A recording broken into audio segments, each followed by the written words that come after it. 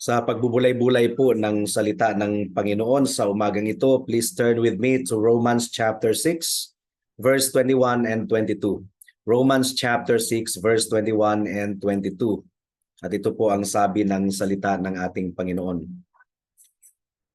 Kaya't anungang bunga mayroon kayo sa mga bagay na ngayon ikinahihiya ninyo, sapagkat ang kahihinatnan ng mga bagay na iyon ay kamatayan. Subalit ngayong pinalaya na kayo sa kasalanan at naging mga alipin ng Diyos na nagbubunga naman ng kabanalan, ang kahihinatnan ay buhay na walang hanggan. May the Lord bless the short meditation of His Word this morning. Ano po ang ipinapakita po ng ating teksto sa umagang ito? Ang ipinapakita po ng ating teksto ay ang profound change, radical change na nararanasan ng lahat ng mga na kay Kristo. Ang isang mananampalatayang tunay kay Kristo ay isang tao na nakaranas ng profound change. Ang sabi po ng verse 22, subalit ngayon. So meaning to say, iba ang kalagayan po natin noon, iba po ang estado po natin noon, pero ngayon, subalit ngayon, but now. Ito po ay isang napaka wonderful phrase na mabibigkas ng isang tunay na mananampalataya. But now, subalit ngayon. Yung before, yun po yung binanggit sa verse 21. Ang sabi dito, kaya't anungang bunga mayroon kayo sa mga bagay na ngayon ikinahihiya ninyo, sapagkat ang kahihinatnan ng mga bagay na iyon ay kamatayan. So, yun po ang kalagayan po natin before. Ngayon, nahihiya na nga tayong bigkasin ang mga bagay na isinasabuhay po natin before. At ang kahinatnan po noon ay kamatayan. Pero ang then, ang before, ay naging now. Subalit ngayon. Ito ay totoo sa lahat ng mga mananampalataya. Ang isang tunay na mananampalataya ay isang tao na merong confidence na magpapatotoo patungkol sa before and now. Then and now. You were, now you are. Ganito tayo noon, pero ngayon, iba na tayo. What a complete transformation po mga kapatid, mga kaibigan. You were, ganito kayo noon. You were of the verse 21, pero sa verse 22 ay nabago na po iyon. Dati ay alipin tayo ng kasalanan, pero ngayon ay alipin tayo ng katuwiran sa ating Panginoong Hesukristo. Our text says that we have become slaves of righteousness. Kaya't anungang bunga mayroon kayo sa mga bagay na ngayon ikinahihiya ninyo. Anong bunga? Wala pong bunga. Kamatayan po ang bunga. Death, nothingness. But now, meron pong bunga ang ating pananampalataya. At ang bunga nito ay kabanalan at katuwiran. We have become slaves of righteousness. Kaya radical po ang pagbabago na nararanasan ng isang tunay na Christian. Ito yung magandang balita sa kaligtasan. Maraming mga tao, gaya ng sinabi ko last Sunday, or I think 2 Sundays ago, may mga tao na sincero po sila na nagsusulong ng world peace. Pero kung ang tao ay walang kapayapaan sa Diyos, reconciliation with God, ay abay wala pong kapayapaan din sa buhay natin dito sa mundo. Kasi ang lahat ng mga wala pa kay Kristo ay alipin ng kasalanan at ang output ng kanilang buhay ay kasalanan. Now, the life of the Christian is the same in a sense na it's still the same Jeremiah, it's still the same Lorenzo, or it's still the same Doris or Jerry. Wala namang pinagbago. We are the same personality. Pero ang ating appetite ay nabago. Ang ating pagnanasa ay nabago na po. We are the same person that we are. But our appetite, our inclination has changed drastically and dramatically. But now, ang isang tunay na mananampalataya ay hindi dapat mahihiya sa pagpapatutuo sa buhay natin ngayon kumpara sa before. And ang isang tao na wala siyang confidence na magsasabing but now, ay kaduda-duda po ang kaniyang conversion testimony. It's a complete change. It's a complete change. Hindi na po katulad sa buhay natin noon. There is a complete contrast. Wala pong common denominator between the Christian and non-Christian. Wala pong common denominator. The direction of the non-Christian is towards sin and towards evil. The direction of the people of God is towards God and giving glory unto His holy name. Kaya dapat ma-realize po natin, mga kapatid, ma-realize natin or wag nating kalimutan na iba na po tayo noon sa ngayon. It's entirely different. Kaya ang ibig sabihin nito ay hindi na tayo dapat mamuhay pa katulad ng pamumuhay natin dati. Because we have an entirely different condition now. Ito po yung argument ni Apostle Paul. Kung basahin po natin ang unang bersikulo ng chapter na ito, shall we go on sinning so that grace may abound? The argument of the Apostle Paul is, no, hindi na. Sapagkat iba na tayo noon at iba na po tayo ngayon. There is an absolute character change. There is an absolute character change, mga kapatid, mga kaibigan. It is something na nangyari sa atin. At sino po ang nagbago sa atin? Sino po ang nagbago ng ating puso? Trabaho po ito ng banal na Espiritu.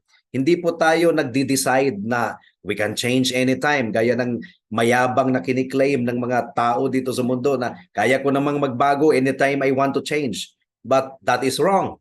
Ang testimony po ng scriptures ay baliktad. Jeremiah chapter 13 verse 23. Ano po ang sabi po dito? Jeremiah 13:23. Mababago ba ng taga-Ethiopia ang kanyang balat o ng leopardo ang kanyang mga batik? Kung gayon ay makakagawa rin tayo ng mabuti kayong mga sanay, or kung gayon ay makakagawa rin kayo ng mabuti kayong mga sanay gumawa ng masama. So, hindi po tayo ang nagbago ng ating kaluluwa. It's the exclusive and peculiar work of the Holy Spirit. Kaya nga ang sabi po ng ating teksto, having been freed, pinalaya po tayo. Kasi kung pabayaan tayo sa ating sarili, abay, hindi po tayo magiging malaya, mga kapatid. Ang sabi po sa verse 22, subalit ngayong pinalaya na kayo sa kasalanan. So meaning to say, kung hindi po nag-intervene ang ating Panginoon, ay hindi po natin maranasan ang kalayaan. We have been set free from sin. And this is the testimony that all Christians must be able to articulate. Having been enslaved to God. Yun po ang pinaka-literal na translation. We have been enslaved to God. Naging alipin tayo ng katuwiran. Ang Ephesians chapter 2 verse 1 ay nagsasabing patay tayo noon sa kasalanan, pero sa verse 5, binuhay tayo ng Diyos. Maging noong tayo ay mga patay sa pamamagitan ng ating mga pagsuway, binuhay niya tayo kay Kristo sa pamamagitan ng biyaya, kayo'y naligtas. At kung konsultahin natin ang sinabi ni Paul sa Colossians chapter 1 verse 9 to 12, talagang malinaw na nakikita po natin ang contrast, mga kapatid, mga kaibigan. Colossians chapter 1 verse 9 to 12, ang sabi po dito, kaya't mula ng araw na aming marinig ito, hindi kami tumigil ng pananalangin para sa iyo at sa paghiling na kayo'y punuin ng kaalaman ng kaniyang kalooban sa buong karunungan at pagkaunawang espiritual upang kayo'y lumakad ng nararapat sa Panginoon na lubos na nakakalugod sa Kaniya, namumunga sa bawat gawang mabuti at lumalago sa pagkakilala sa Diyos.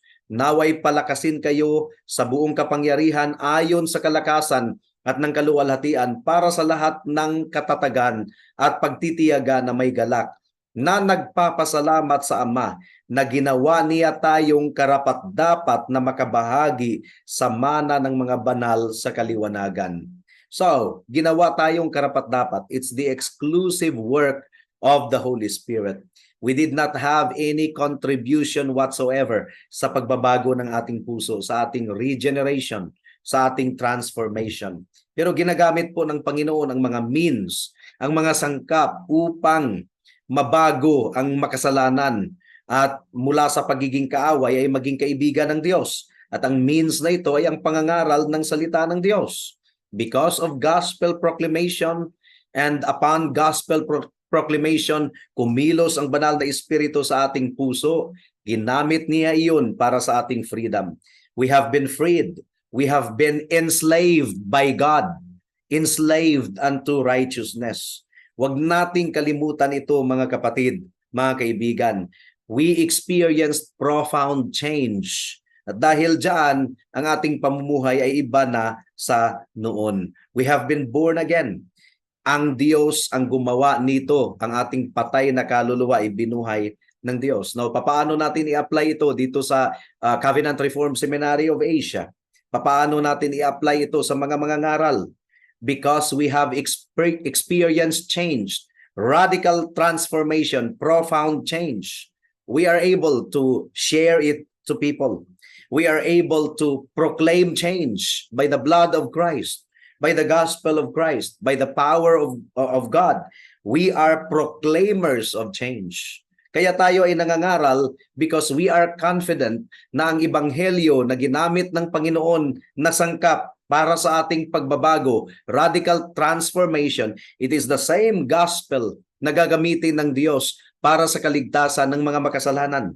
So we are proclaimers of change. But take note, change ito, pagbabago. Ito po ang ating pinoproclaim. Meaning to say, wala tayong karapatan na i-modify ang bunga ng kaligtasan. Kasi may kumakalat po ngayon na carnal Christian theory. Naligtas na siya, pero carnal pa. So, hindi pa makikita sa kanyang buhay. That's wrong. That's wrong. Salvation means being set free from the flesh, from the lust of the flesh. If a person is carnal, then he is not a Christian. Wala po tayong karapatan na i-modify ang bunga ng ebanghelyo. Wala tayong karapatan na baguhin ang description ng Christian. Ang description ng Christian is radically changed, radically transformed. At ito po ang ating ipoproclaim. Ito dapat ang ipoproclaim ng lahat ng mga preachers. Ito dapat ang matapat na i-describe sa congregation. Ito ang tunay na Christian. Meron pong before, merong now. There is a clear contrast. So sa ating paglalahad ng ebanghelyo, wag nating kalimutan ito, mga kapatid, mga kaibigan. And who knows, kung meron pong nanonood po sa atin ngayon na ang kanyang buhay noon at ngayon ay walang pinagbago. And yet, iniisip niya na siya ay Christian. Kaibigan, hindi ka Christian. Hindi ka Christian sapagkat ang sinasabi po ng 2 Corinthians 5:17, if anyone is in Christ, he is a new creation.